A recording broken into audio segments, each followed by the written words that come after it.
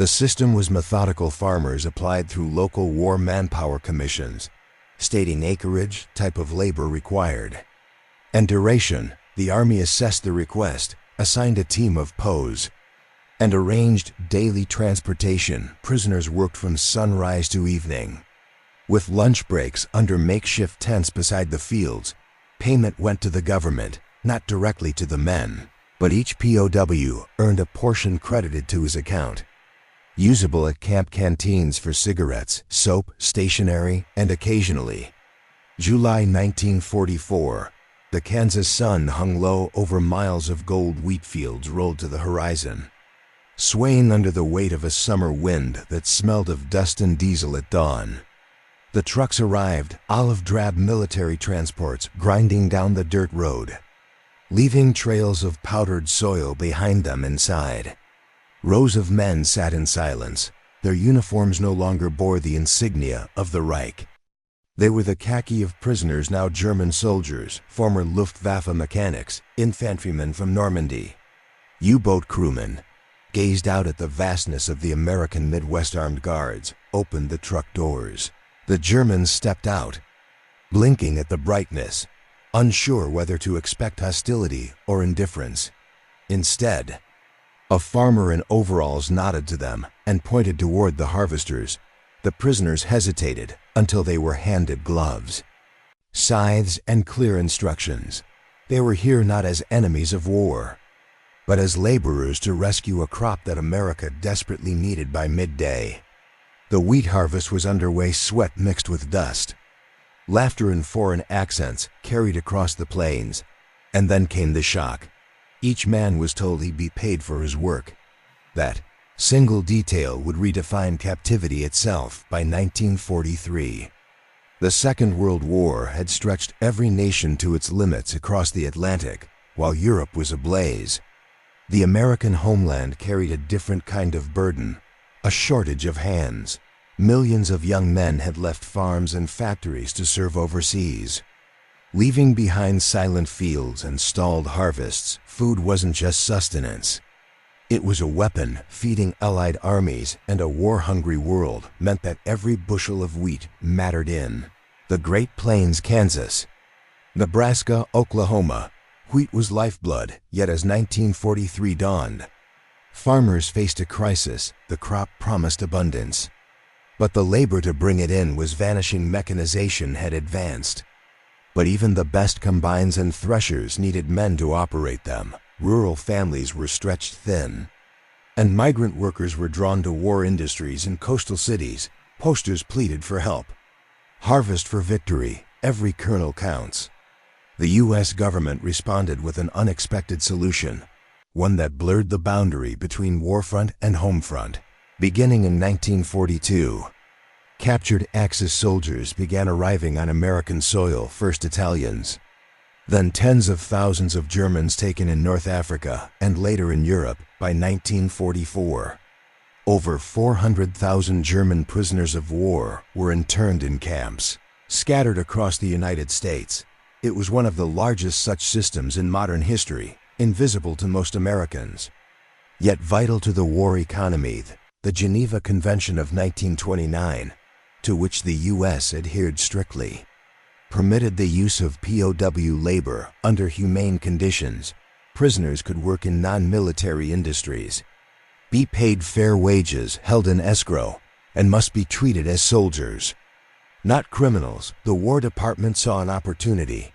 While combat divisions were pushing through France, the men they'd captured could help feed them, indirectly, through American wheat. In 1943, the first German POW camps appeared in the Midwest. Kansas soon hosted several, from Fort Riley to Concordia, from Great Bend to Hutchinson. Each held hundreds, sometimes thousands, of men behind barbed wire fences guarded by U.S. Army military police. But unlike the grim prison compounds of Europe, these camps were clean, orderly, and surprisingly liberal. Prisoners attended English classes, played football, listened to music on handmade radios. For many, the most surreal fact was the safety. They were far from bombings, from hunger, from the collapsing front lines of their homeland. As summer neared, Kansas faced a dilemma. The wheat was ready, but the harvest workforce was not. Requests for assistance poured into Washington. Farmers petitioned for labor from the camps, the U.S. Army, under pressure to sustain morale and meet food quotas. Approved controlled work programs under guard.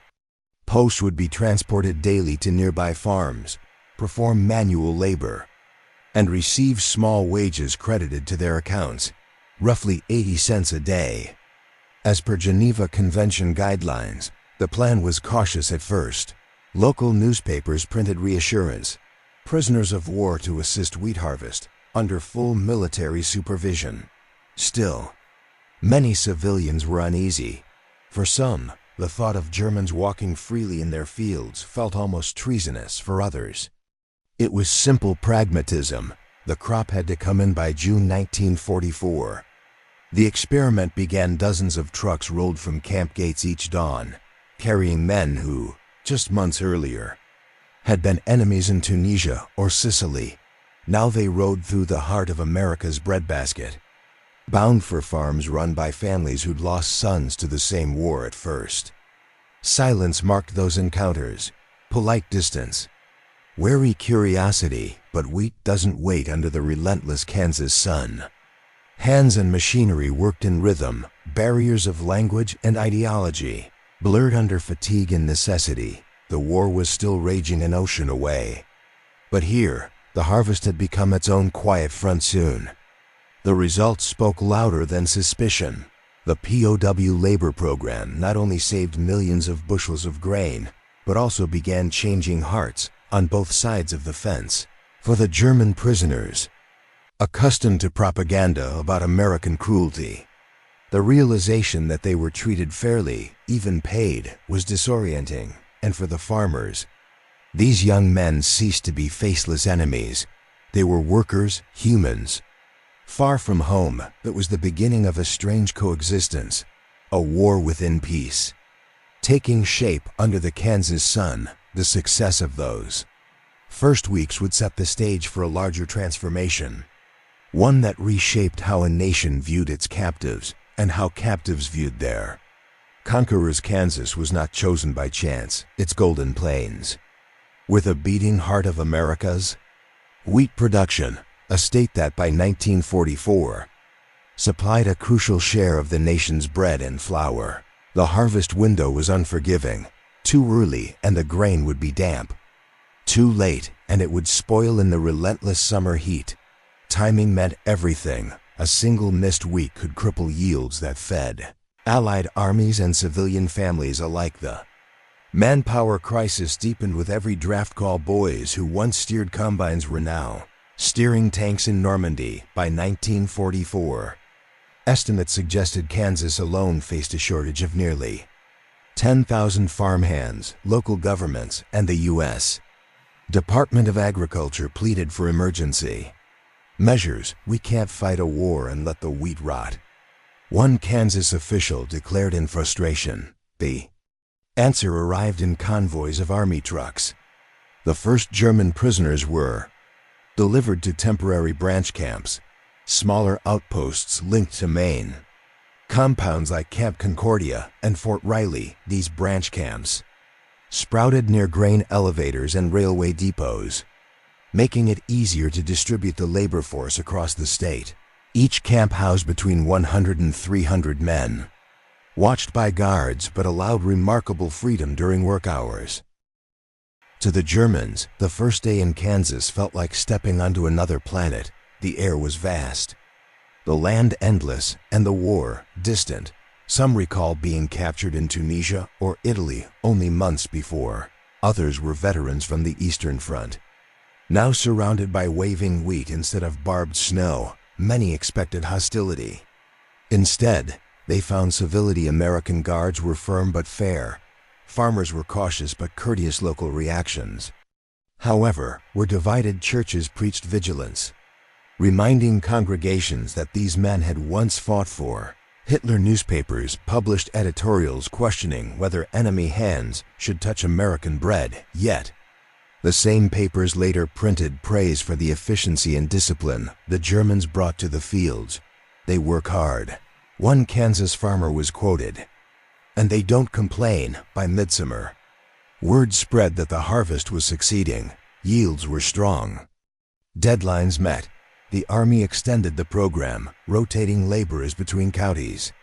Reports showed German POWs had helped save hundreds of thousands of bushels from going unharvested. Even skeptics began to acknowledge the practical value. The fear of sabotage or escape faded as reality proved otherwise. Escape attempts were rare, and when they occurred, most fugitives were caught within days, often because they had nowhere to go inside the camps. A strange duality emerged. Prisoners lived under military discipline, yet experienced a measure of dignity denied to them on the battlefield. They attended lectures, received medical care, and even held cultural evenings. One guard recalled that the Germans often sang folk songs at dusk, their voices drifting beyond the fences, mingling with the hum of the prairie wind. What shocked many of the prisoners most was not the landscape or the labor, but the payment.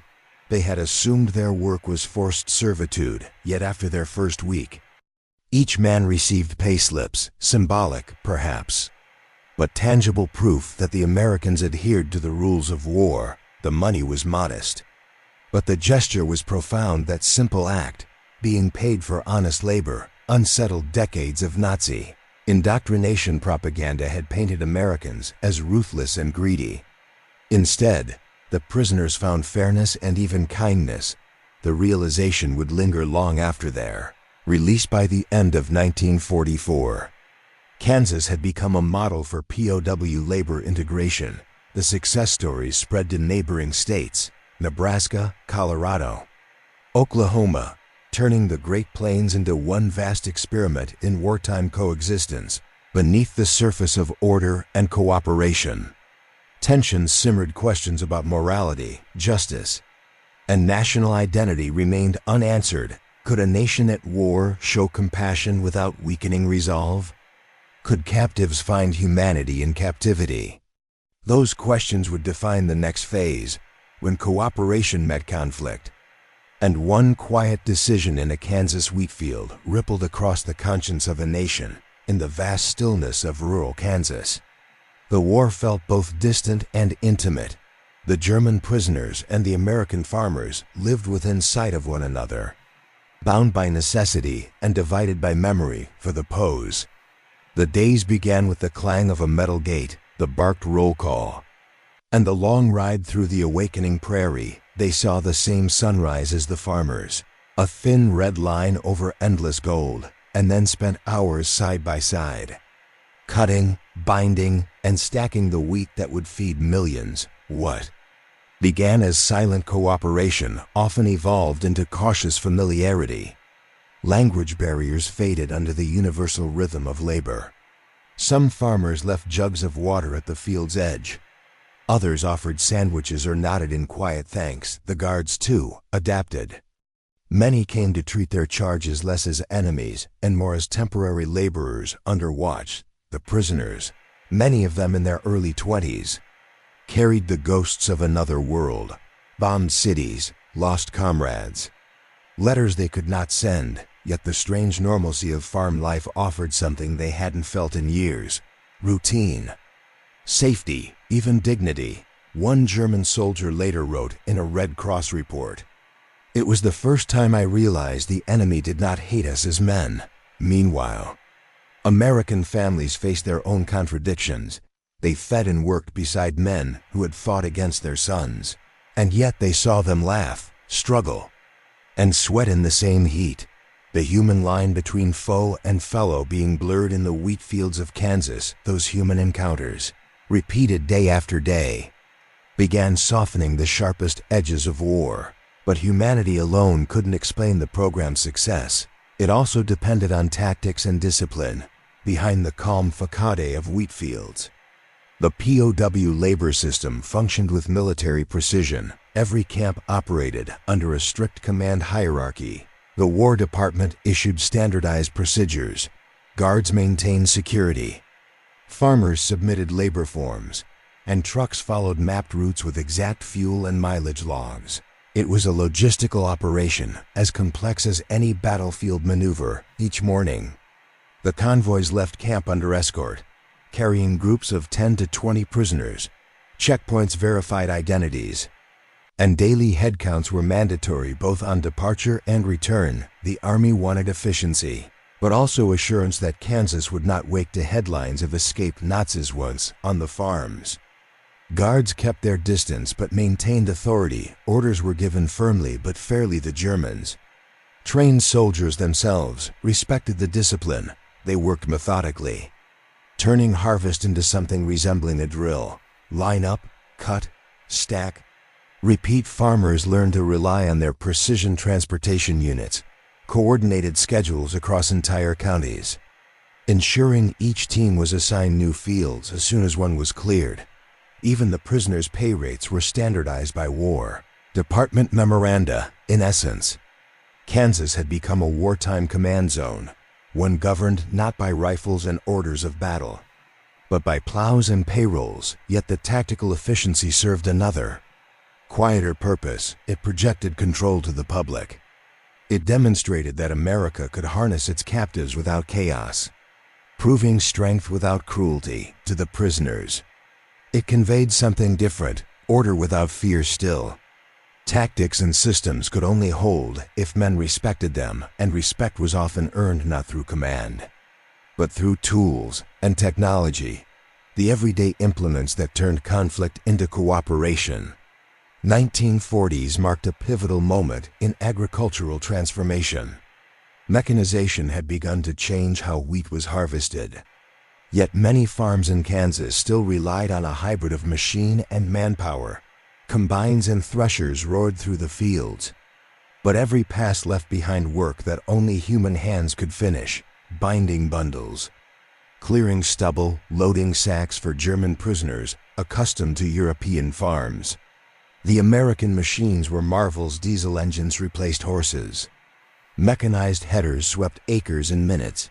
The prisoners quickly adapted, some even demonstrating mechanical skill that surprised their American overseers.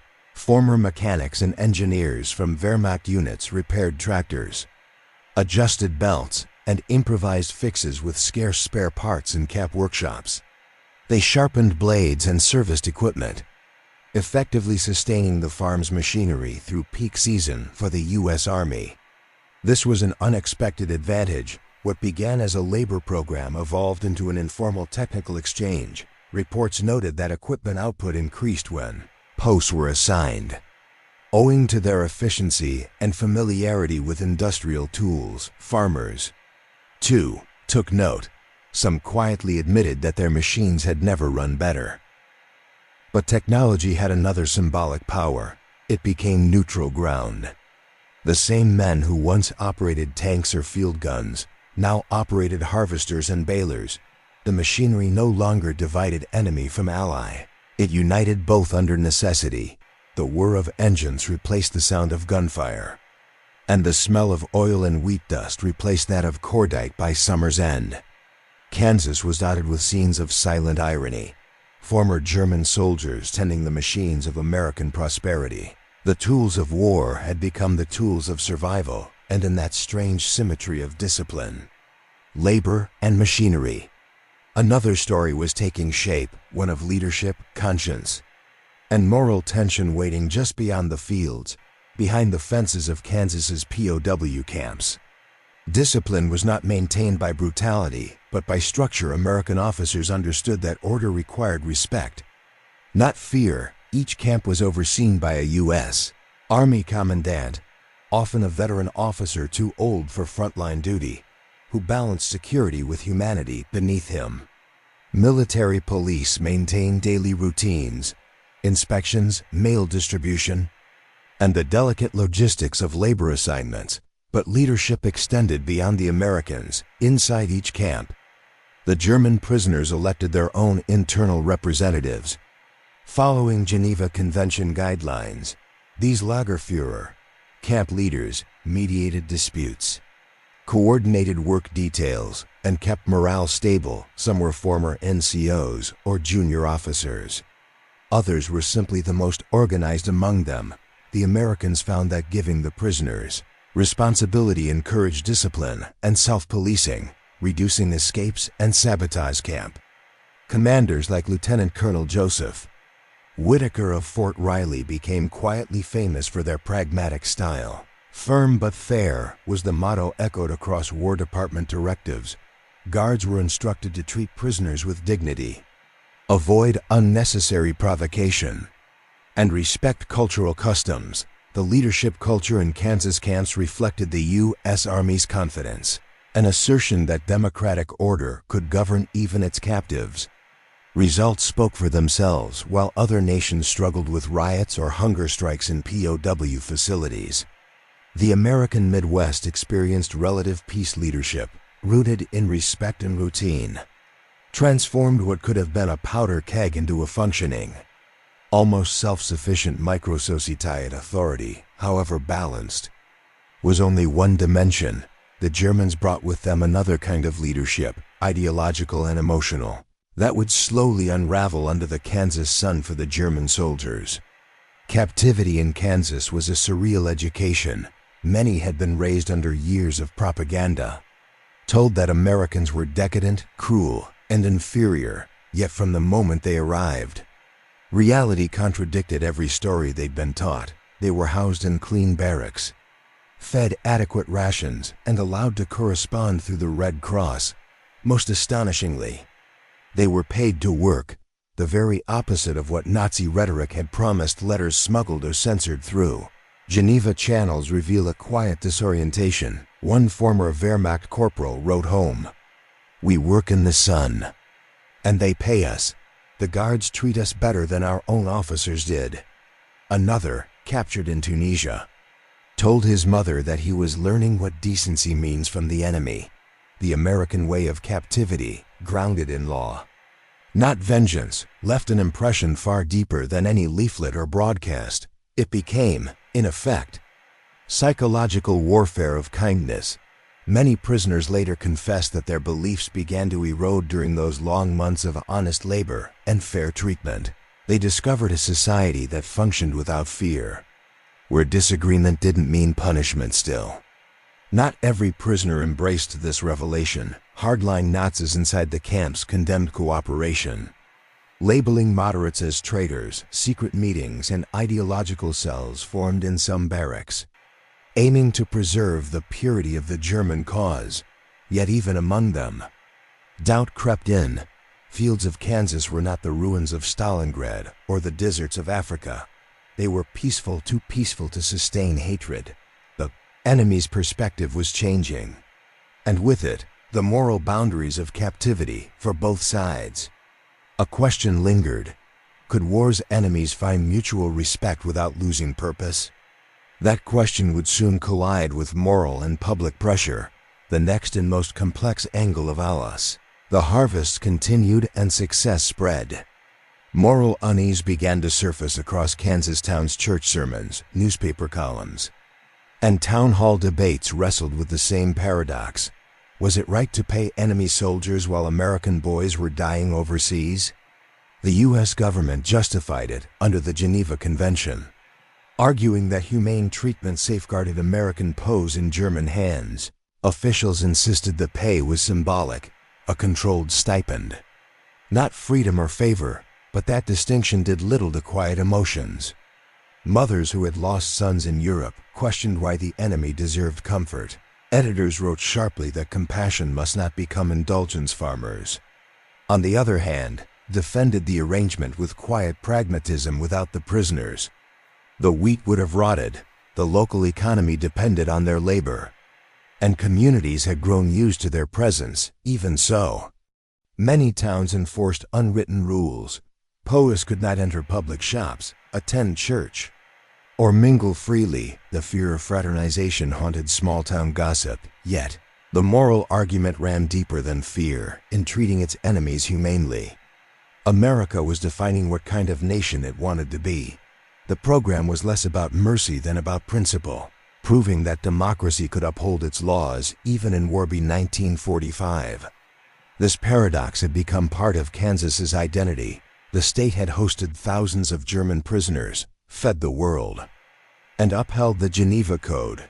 But beneath the triumph lay tension, the kind that would soon surface when politics, fear, and tragedy tested the fragile peace, because history never remains quiet for long. And in Kansas, the next chapter would reveal how easily cooperation could fracture under pressure. Winter 1944.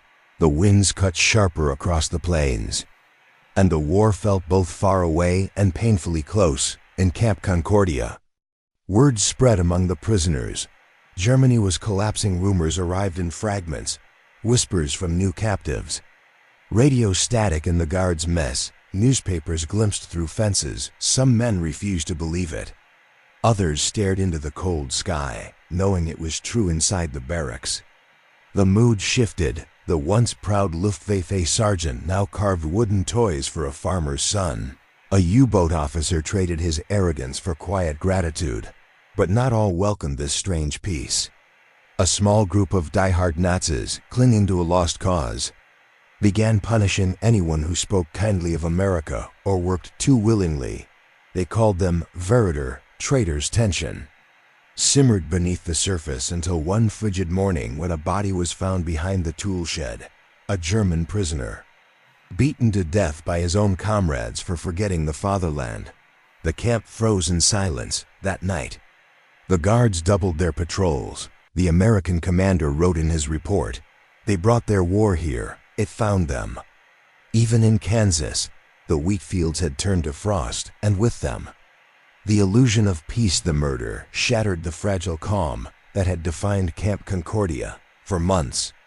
The Kansas heartland had been a sanctuary of improbable humanity, but now, that illusion lay broken. The camp commandant, Lieutenant Colonel William Adams, ordered an immediate lockdown. Guards patrolled the perimeter with fixed bayonets, their breath clouding in the bitter cold. Inside the barracks, tension pulsed like electricity. The investigation began quietly but with precision. The Americans knew that handling it delicately was vital. The Geneva Convention demanded discipline. But this was more than a military issue. It was a moral crisis. The victim, Private Carl Reiter, had been known as a cooperative worker. Soft-spoken and polite with both guards and locals, he'd often volunteered for extra farm shifts, even teaching English to some of the younger POWs, to the hardliners. That was unforgivable. By mid-January 1945. The truth had begun to surface through whispered confessions and intercepted letters. It became clear that a secret Nazi faction operated inside the camp, the Kameradschaftbund, a self-appointed internal police force determined to maintain loyalty to Hitler. Their influence spread like a shadow, enforcing silence through fear. The Americans called it a camp within the camp. For days, interrogations ran long into the night. Guards rotated in silence. Officers exchanged grim glances, and the chaplain's tent filled with murmured prayers from men who had finally lost faith in the Reich. The small Kansas town that once looked upon the POWs with curiosity now watched with uneasy. Rumors reached Main Street. They killed one of their own. Yet amid the darkness, a different turning point unfolded. Quieter, but equally profound. Farmers across Cloud County came forward to defend the POWs' humanity.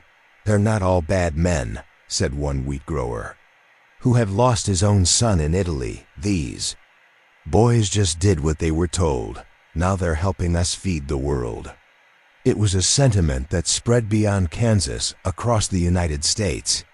Thousands of German POWs were harvesting crops, repairing roads, and restoring farms crippled by labor shortages. The American home front had discovered an unexpected irony. The same men once sworn to destroy their nation were now helping sustain it at Camp Concordia. Some guards began to view the prisoners not as enemies, but as men caught in the same machinery of war. Shared cigarettes replaced suspicion. Conversations about farming, families, and lost brothers bridged a gap once thought unbridgeable. But the ideological struggle persisted when word came of Hitler's death in April 1945. The camp erupted in chaos. Some cheered, others wept. Fights broke out between prisoners, those relieved it was over, And those who refused to accept it, a guard described the moment in his diary. It was like watching a country collapse in miniature right here. Behind the wire, a week later, Germany surrendered. The war in Europe was over, yet for the men in Kansas, the surrender brought not immediate joy, but confusion. The guards celebrated quietly, raising their coffee mugs to peace. The POWs, on the other hand, faced the unknown. Would they be sent home to rubble, to Soviet captivity, to a Germany they no longer recognized? In the following weeks, the camp changed again. The Nazi insignias once hidden under mattresses were burned. Letters home turned desperate, pleading for news from bombed out towns. A few prisoners broke down in tears upon learning their families had not survived the Allied bombings. The humanity that had been suppressed beneath discipline and ideology began to rise to the surface. The U.S. Army, recognizing the psychological shift, altered its approach. Educational programs began inside the camp, lessons on democracy, agriculture, and rebuilding. The prisoners attended lectures in makeshift classrooms, reading American newspapers, watching films about freedom, and discussing the moral wreckage of the war. What began as a farm labor program had become an experiment in rehumanization. Same men who once marched under the swastika now debated ethics and governance inside a Kansas camp. Some even wrote essays about what they had learned in America, reflections on fairness, tolerance, and the rule of law. One prisoner, a former Wehrmacht corporal named Ernst Muller, later recalled, "It was in Kansas that I first understood what dignity meant, not as a soldier, but as a man." By the summer of 1945, the camp had transformed. The guards trusted the men to work unsupervised in the fields. Locals shared meals with them, invited them to church, and exchanged letters that would continue long after the war. Still, the shadow of the earlier murder lingered when the American investigators identified the perpetrators. 3 hardline Nazi inmates. They were quietly transferred to a higher security facility. The remaining prisoners exhaled a collective sigh of relief. The fear that had hung over them finally lifted. Then came the order for repatriation. The harvest season ended, and so too did the strange chapter of coexistence between former enemies. Trains were prepared to carry the POWs to East Coast ports, where ships waited to return them to Europe. The departure was bittersweet. Many locals gathered to watch, waving goodbye to men they once feared. Some prisoners left behind small gifts, carvings, paintings, handwritten notes, tokens of gratitude from captives who had found humanity in captivity. Lieutenant Colonel Adams stood by the platform as the train pulled away, the Kansas wind whipping across the tracks. He later wrote in his report, "We took in enemies, we are sending home men." The transformation was complete, but beneath the triumph of human decency lay a deeper truth. America had changed too. The experiment in Kansas had shown that even in wartime, compassion could coexist with vigilance. It revealed the quiet power of everyday kindness. A farmer offering a meal, a guard offering respect, a prisoner offering labor not out of duty, but out of gratitude. And as the last train disappeared over the horizon, the town of Concordia returned to its rhythm, wheat swaying in the breeze, the sound of tractors humming once more. Yet for those who had lived through that winter, the war's shadow would never fully fade behind the barbed wire. They had witnessed the collapse of an empire and the rebirth of conscience when the last German POW train departed from Camp Concordia in late 1945.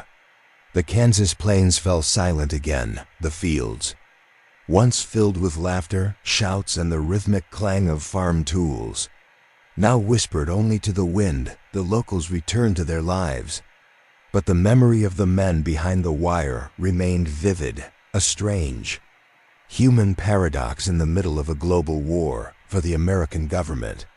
The experiment had proven unexpectedly successful. Over 425,000 German prisoners of war had been held in the United States, scattered across more than 700 camps. They had harvested crops, built roads, repaired rail lines, and worked in factories, all while being treated under the Geneva Convention, which guaranteed fair wages, humane conditions, and access to mail and education. Many Americans had doubted the wisdom of such leniency.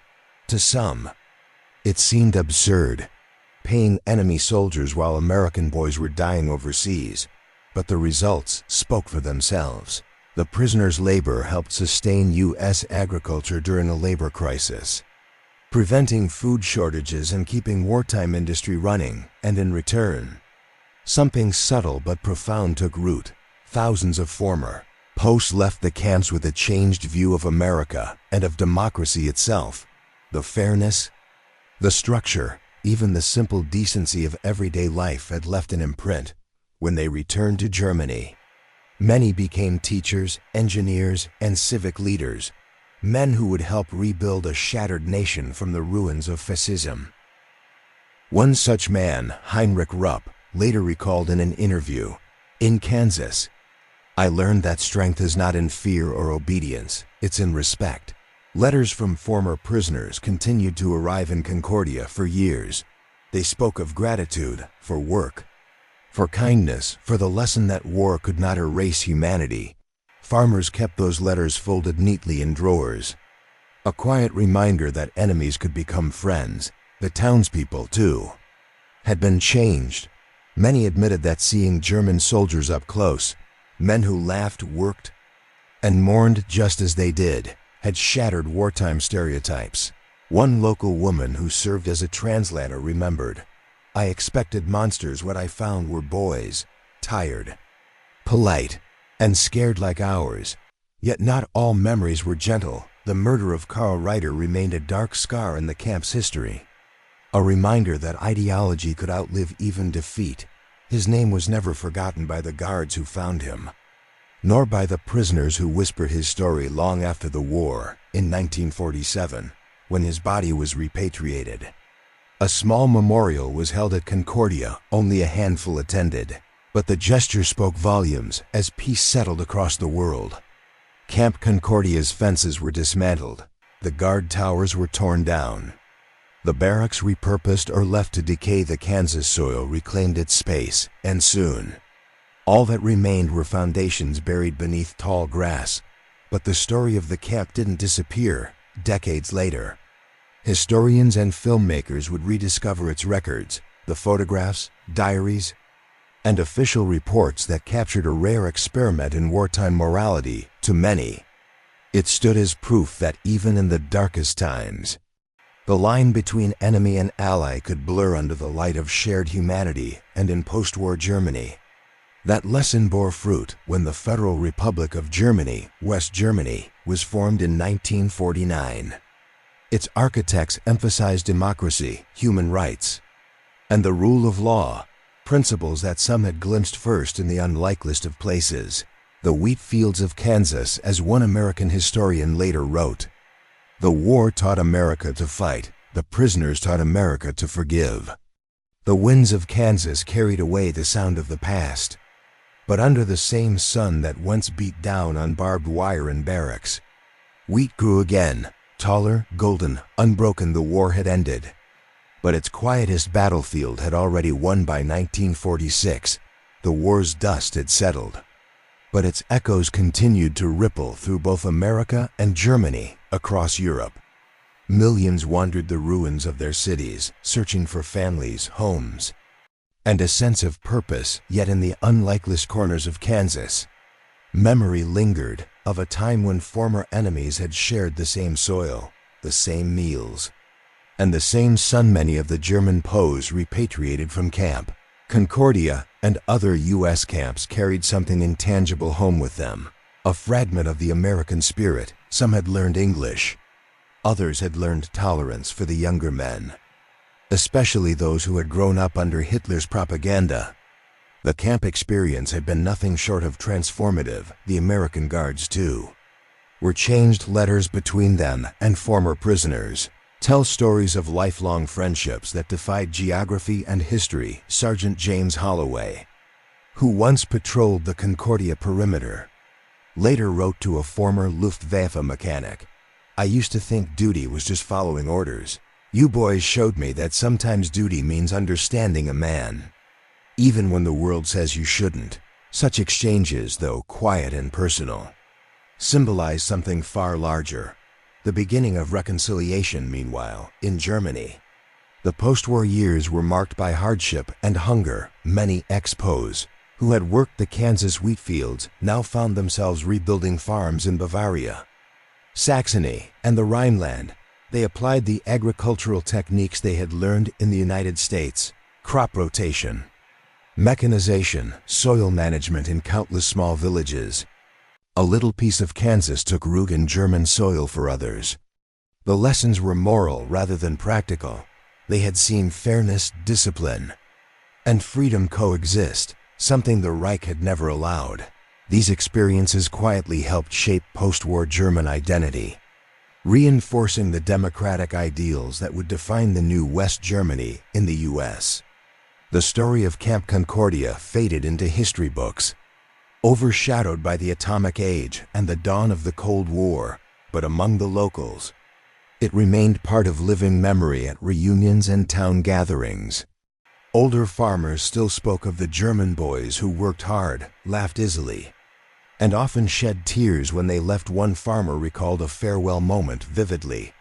"He handed me a carving, an eagle, made from Kansas wood, said, to remember not the war, but the work. I still have it on my mantle." By the 1950s, many former POWs had written back, enclosing photographs of new families standing proudly in rebuilt homes.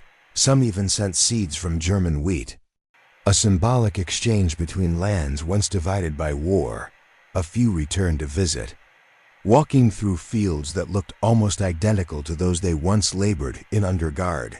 Decades later, historians would note that the humane treatment of POWs in America had long-term consequences, not just for individuals, but for nations. It contrasted sharply with the brutality seen elsewhere in the war, reinforcing America's moral standing in the post-war order still. It wasn't idealism alone that shaped the policy, it was practicality. Empathy forged by necessity. The U.S. needed labor. The POWs needed purpose. What emerged was something no one had planned: mutual respect born from shared survival in time. Camp Concordia itself would become a symbol. Restored buildings and small museums now tell its story, of men who arrived as soldiers and left as students of peace. Visitors walked the same paths once lined with barbed wire, reading the names, the diaries, the letters. Some stop and look out at the endless Kansas horizon, the same view the prisoners once saw, imagining freedom beyond the fence. And perhaps, in those quiet moments, they understand what the war could not destroy: the human capacity to see the enemy not as an idea, but as a reflection. The camp story ended not in gunfire or rebellion, but in understanding. From the golden fields of Kansas to the ruins of Germany, the echo of that understanding would endure, quietly, steadily, like the wind through the wheat in the grand narrative of World War II, of tanks, battles, and empires in flames. The story of German POWs in Kansas seems almost impossibly small. No generals plotted there, no armies clashed, yet in its quiet way, Camp Concordia revealed something the battlefields never could. It showed that even amid total war, the human spirit can outlast ideology. What happened in Kansas was not just the confinement of prisoners, it was the confrontation of conscience. Men trained to hate discovered dignity in labor. Farmers who lost sons to the Reich found compassion in the faces of its soldiers. Guards learned that strength wasn't measured by the gun in their hands, but by the fairness in their hearts. There were fences, yes, but they became lines of transformation, not division. When historians look back at the American home front, they often speak of factories and ration books. Yet somewhere between those vast efforts stood these fields of quiet redemption, where wheat, not war, became the bridge between enemies. The German prisoners who returned home carried more than wages. They carried memory, and in post-war Europe, that memory rippled outward into classrooms, communities, and new democracies that rejected tyranny. The seeds planted in Kansas were not only of wheat, but of renewal for the people of Concordia. The legacy endures in simple truths: that decency can defy hatred, that humanity can survive even when nations fall. The old campgrounds, now silent, still breathe that lesson with every gust of wind across the plains. A line from one prisoner's diary, found years later, captures it best. We came as soldiers, we left as men, and somewhere between the barbed wire and the wheat, we found our peace in the end. The war that divided the world left behind a fragment of unity, born not of treaties or triumphs, but of small acts of understanding. In the heart of Kansas, the story of Camp Concordia stands as a reminder. Empires collapse, battles fade, but compassion, quiet, steadfast, and human, endures.